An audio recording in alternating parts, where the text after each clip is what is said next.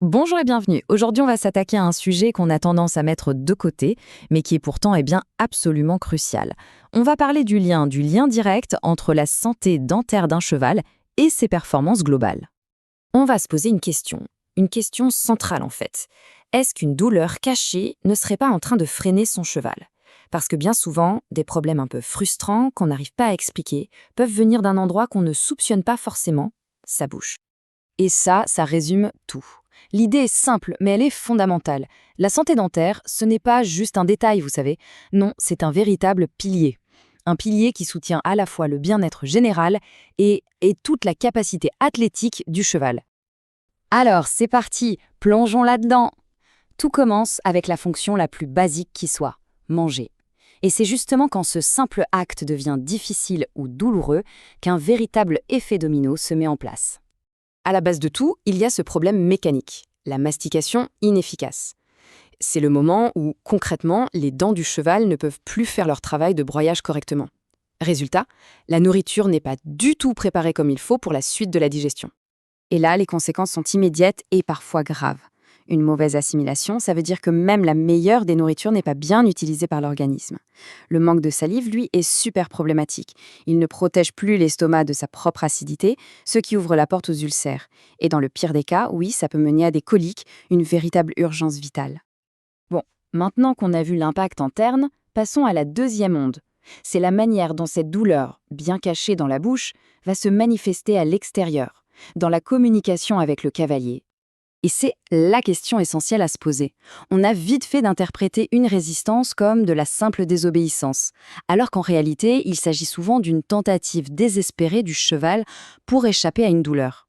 Et c'est là que le lien devient vraiment concret. Un cheval qui secoue la tête, ce n'est pas forcément qu'il est contre la main. Non, il essaye peut-être tout simplement d'éviter la pression douloureuse du morse sur une dent pointue, une surdent. De la même manière, une difficulté à s'incurver d'un côté peut venir d'une mâchoire complètement bloquée par un inconfort. Et si cette petite gêne du début n'est pas comprise, pas prise en compte, eh bien la communication peut vraiment s'envenimer.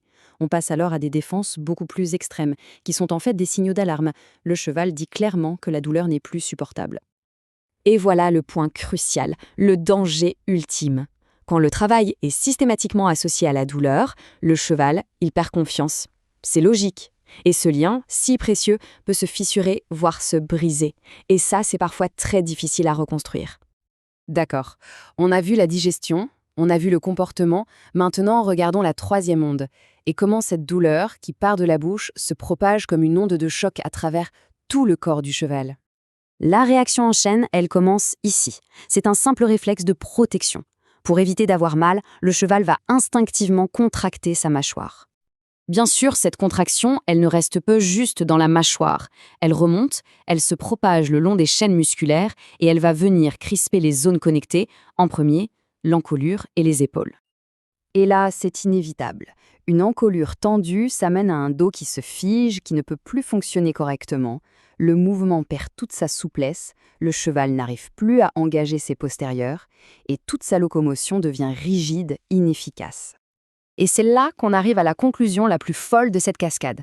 Toutes ces compensations, ces tensions, elles peuvent mener à des raideurs généralisées et même, oui, à de véritables boiteries. Des boiteries dont on ne trouve pas l'origine dans les membres, tout simplement parce qu'elles viennent de bien plus haut. Bon, on a beaucoup parlé des problèmes. La bonne nouvelle, c'est qu'il existe des solutions claires et efficaces.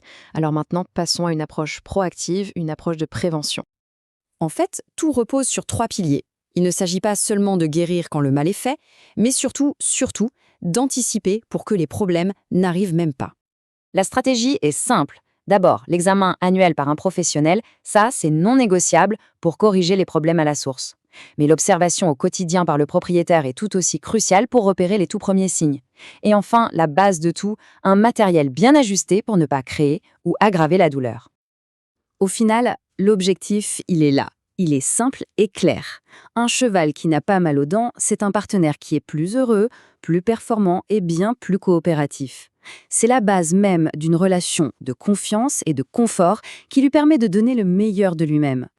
Alors la prochaine fois qu'une difficulté se présente, qu'une résistance apparaît, avant de penser mauvais comportement, peut-être qu'il serait utile de se poser cette question. Qu'est-ce que ce cheval essaie vraiment de nous dire ? La réponse se trouve peut-être juste là, dans sa bouche.